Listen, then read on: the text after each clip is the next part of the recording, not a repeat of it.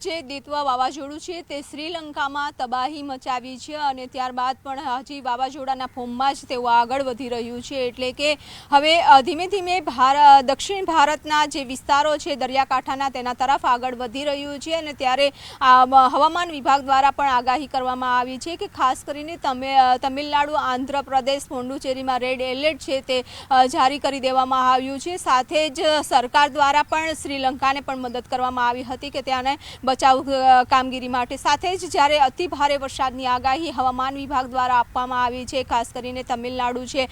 પોંડુચેરી છે, આંધ્રપ્રદેશના જે દરિયાકાંઠાના વિસ્તારો છે ત્યાં અત્યારે પણ જે વાવાઝોડું છે હજુ પણ મજબૂત છે અને તેના કારણે જ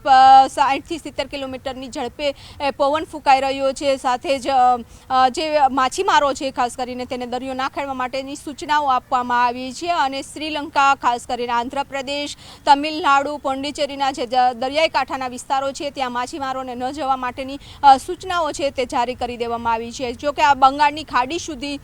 વાવાઝોડું છે તેની અસર છે જોવા મળશે, અલગ અલગ વિસ્તારોમાં પણ જોવા મળી રહી છે અને કેરળથી 80 કિલોમીટર દૂર અત્યારે આ વાવાઝોડું સ્થિર છે, ધીમે ધીમે આગળ વધી રહ્યું છે। પરંતુ 24 કલાક બાદ વાવાઝોડું નબળું પડે અને ડીપ ડિપ્રેશનમાં ફેરવાઈ જશે। પરંતુ બંગાળની ખાડી, અરબી સમુદ્રમાં જ્યારે સિસ્ટમ બનતી હોય છે ત્યારે ખાસ કરીને દક્ષિણ ભારતના અને ગુજરાત સુધી વાતાવરણને અસર કરતી હોય છે। 5 વર્ષમાં વાવાઝોડા જે પણ બન્યા છે તે વધારે પડતા તબાહી મચાવી રહ્યા છે, કારણ કે પેટર્ન પણ ચેન્જ થઈ રહી છે અને હવામાન નિષ્ણાંતોનું માનવું છે કે અરબી સમુદ્રમાં જે વાવાઝોડા સક્રિય થઈ રહ્યા છે, કે બંગાળની ખાડીમાં વાવાઝોડું સક્રિય થઈ રહ્યું છે,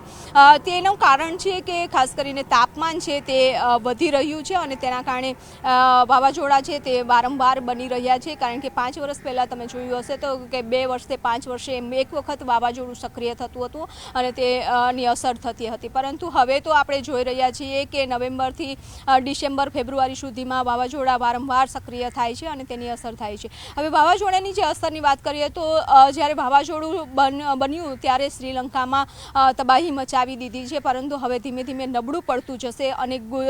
જે ભારત દેશની વાત કરીએ તો દક્ષિણ ભારતના જે દરિયાકાંઠાના વિસ્તારો છે, તમિલનાડુ, પોંડિચેરી અને આંધ્રપ્રદેશ, આ દરિયાકાંઠાના વિસ્તારો નજીકથી પસાર થવાનું છે, એટલે બની શકે છે કે ભારે વરસાદ જ રહે, બાકી કોઈ તબાહી ન મચાવે તેવા પણ રાહત મળશે એવું લાગી રહ્યું છે, કારણ કે 24 કલાકમાં નબળું પણ પડી જવાના સંકેતો ક્યાંક જોવા મળી રહ્યા છે। ચક્રવાત આવતા સ્થિતિ વધુ બગડવાનો લોકોને ડર છે અને તેથી જ તંજાવુર જિલ્લામાં લોકોને સુરક્ષિત રીતે બહાર કાઢવા માટે બોટ અને બચાવ કરવા માટેના તમામ સાધનોથી સજ્જ રાષ્ટ્રીય આપત્તિ વ્યવસ્થાપન દળની 35 સભ્યોની ટીમને રાહત અને બચાવ કાર્ય માટે તૈનાત કરવામાં આવી છે। ચક્રવાત દિત્વા આજે ઉત્તરી તમિલનાડુ, પુડુચેરી અને તેની સાથે જોડાયેલા દક્ષિણ આંધ્રપ્રદેશના કિનારા નજીક પહોંચવાની શક્યતા છે। અધિકારીઓએ દરિયાકાંઠાના જિલ્લાઓમાં એનડીઆરએફની ટીમો તૈનાત કરી દીધી છે અને માછીમારોને સમુદ્રમાં ન જવાની સલાહ આપવામાં આવી છે।